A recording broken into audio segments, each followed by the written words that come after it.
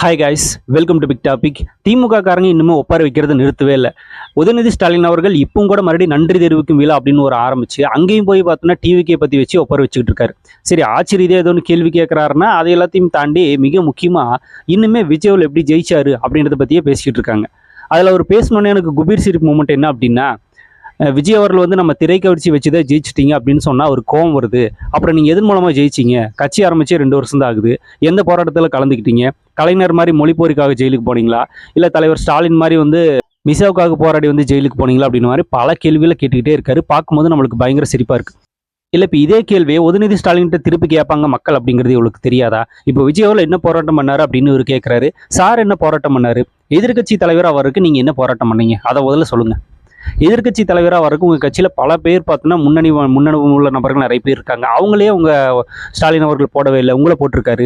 சரி, நீங்கள் எப்படி சேப்பாக்கம் தொகுதிக்கு ஃபர்ஸ்ட் டைம் பார்த்தோன்னா எம்எல்ஏ ஆனீங்க? எப்படி ஆனீங்க?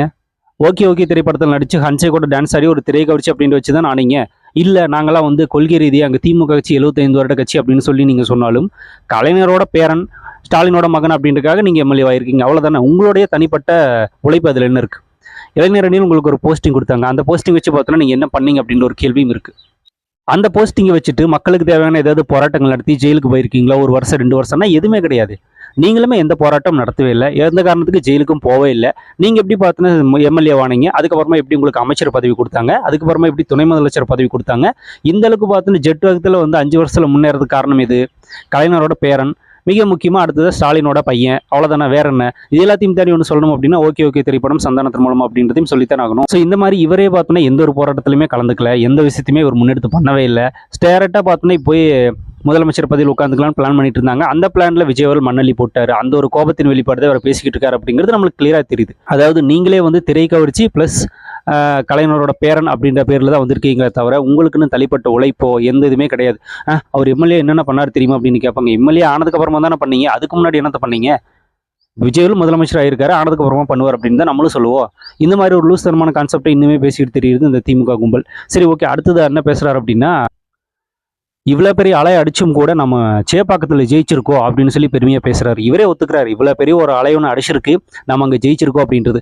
திமுக 2 தொகுதியில் அங்கே ஜெயிச்சிருக்கு, மற்ற எல்லா தொகுதியிலுமே சென்னையில் பார்த்தோன்னா எல்லா தொகுதியுமே தாவேக கைப்பற்றுச்சு அப்படிங்கிறது எல்லாருக்குமே தெரியும். ஒரு தொகுதியில் ஜெயிச்சதை பெருமையாக பேசிக்கிட்டு இருக்காங்க. அப்படியே குளத்தூரில் கோட்டை விட்டாங்கன்னு தெரியல. குளத்தூரில் கோட்டை விட்டதுனால கோட்டையவே கோட்டை விட்டுட்டு உட்காந்துருக்காங்க. இந்த மாதிரி காமெடி ஸ்கிரிப்ட் தான் பார்த்தோன்னா வாட்ஸ்அப்பில் அங்கேயும் எழுதி கொடுத்ததை வாழ்ந்து எடுத்துக்கிட்டு இருந்தா கட்சி நடத்த முடியாது. இவருக்கு எப்படி எதிர்க்கட்சி தலைவர்ன்ற அந்தஸ்தை கொடுத்தாங்கன்றது தெரியல. இவங்களோட நபர்களே, இவங்க கட்சி நபர்களே வாட்ஸ்அப்பில் ஷேர் பண்ண நியூஸ் எல்லாம் எடுத்து ஷேர் பண்ணி இதை பேசுங்க தலைவர் அப்படின்னு சொல்லியிருப்பாங்க போல. எதிர்க்கட்சி தலைவராக இருந்தால் எதோ பேசி தான் ஆகணும், இதை பேசிக்கிட்டு இருக்காரு.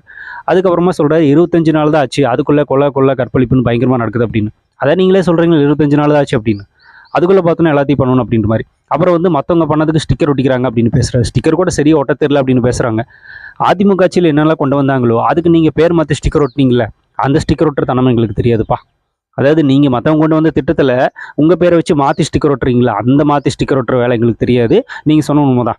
மற்றவங்க கொண்டு வந்து திட்டத்தை ஏமாற்றி ஸ்டிக்கர் ஒட்டுற வேலை தாவேக்காக்கு தெரியாது அப்படின்றத எதிர்க்கட்சி தலைவர் உதயநிதி ஸ்டாலின் அவர்கள் சொல்லியிருக்காரு அப்படிங்கிறது எங்களுக்கு பயங்கர ஹாப்பி தான். அடுத்த தேர்தலில் கண்டிப்பாக ஜெயிப்போம் அப்படின்னு பேசிக்கிட்டு இருக்காங்க. அடுத்த தேர்தலில் நீங்கள் ஜெயிப்பீங்களோ இல்லையோ அதெல்லாம் நம்மளுக்கு தெரியாது.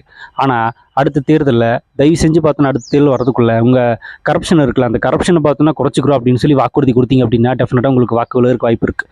இன்னுமே திரைக்கவர்ச்சி வச்சு தான் ஜெயிச்சிட்டாரு. உங்களோட ஊழல் உங்களுக்கு கண்ணு தெரியல, உங்களோட மற்றகமான பேச்சு உங்களுக்கு கண்ணுக்கு தெரியல, எதுவுமே தெரியல. எல்லாமே விஜய் வந்து கவர்ச்சி மட்டும்தான் வச்சு ஜெயிச்சிட்டாரு அப்படின்னு இன்னும் பேசிக்கிட்டு இருக்காங்க. அப்போ ஓகே திரைப்படத்தில் நீங்களும் நடிச்சுதான் ஜெயிச்சிங்க அப்படிங்கிறத ஒத்துக்கிறங்க. அதே மாதிரி பார்த்தோன்னா விஜயில் ஒத்துப்பார். இனி விஜயோட பதிலடியும் வேற மாதிரி இருக்கும். கண்டிப்பாக முதலமைச்சர் விஜய் அவர்கள் கூடி சீக்கிரமாக ஒரு பதிலடி கொடுப்பாரு. இவங்க திருச்சியில் விஜய் அவர்கள் பேசுனதுக்காக கதறிக்கிட்டு இருக்காங்க. அது ஒரு நன்றி தெரிவிக்கும் கூட்டம் அப்படின்னு போட்டு அங்கே போட்டு பார்த்தோன்னா விஜய் அவர்கள் பேசுகின்ற பேச்சில் ஒப்பாரி வச்சுட்டு இருக்காங்க அப்படிங்கிறது நம்மளுக்கு நல்லாவே தெரியுது. மாநில உரிமைகளை எந்த இடத்துலையுமே விஜய் அவர்கள் விட்டு கொடுக்க மாட்டார் அப்படிங்கிறது எல்லாருக்குமே தெரிஞ்ச விஷயம் தான். தொடர்ந்து நீங்கள் பார்க்க தான் போகிறீங்க. அந்த கேள்விக்கு விஜய் அவர்கள் சைடில் பதில் கொடுப்பாரு. முதலமைச்சர் என்ன பண்ணுறாரு அப்படிங்கிறத பொறுத்திருந்து பாருங்க. சரி, நீங்கள் என்ன நினைக்கிறீங்க இந்த உளறல் நிதி பற்றி அப்படிங்கிறத கமெண்ட்ல ஷேர் பண்ணிட்டு போங்க. அப்படி பிக் டாபிக் சேனல் நேராக சப்ஸ்கிரைப் பண்ண வந்து மறக்காமல் சப்ஸ்கிரைப் பண்ணி வச்சுக்கோங்க. நிறைய பிக் டாபிக்ஸ் பொலிட்டிக்கல் நியூஸ் அப்படின்னு நிறைய நம்ம சேனலில் தொடர்ந்து வரப்போகுது.